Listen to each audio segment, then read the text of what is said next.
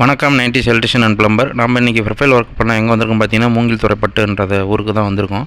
Customer பார்த்தீங்கன்னா நம்மள யூடியூப்பில் நம்ம வீடியோ பார்த்துட்டு நம்மளை கால் பண்ணி ப்ரொஃபைல் ஒர்க் பண்ணுன்னு சொல்லி ஒரு 2 மாதத்துக்கு முன்னாடி சொல்லியிருந்தாங்க.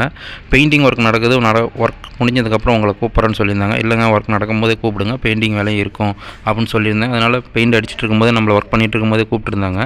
நம்ம போய் பார்த்திங்கன்னா போர்ட்டிகோவுக்கு ஹாலுக்கும் டிசைன் வந்து அவங்களே ஃபிட் பண்ணி வச்சுருந்தாங்க, ஃபிக்ஸ் ஆகி வச்சுருந்தாங்க.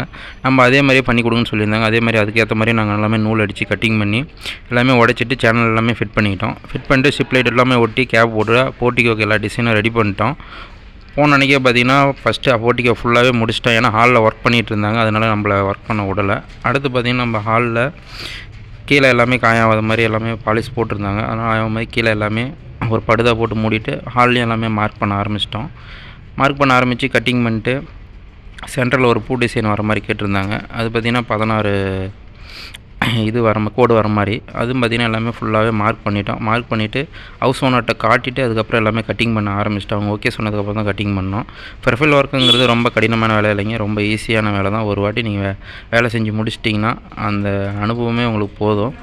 நீங்கள் கஷ்டமாக இருக்குன்னு சொல்லிட்டு இந்த வேலையை செய்யாமல் விட்டிங்கன்னா அது கஷ்டமாகவே தான் தெரியும். ஒரு வாட்டி செஞ்சு அந்த வேலையை முடிச்சிட்டிங்கனாவே அதுக்கப்புறம் அது ரொம்ப ஈஸியான வேலைன்னு சொல்லிட்டு உங்களுக்கே தெரியும். சுலபமான வேலை தான்.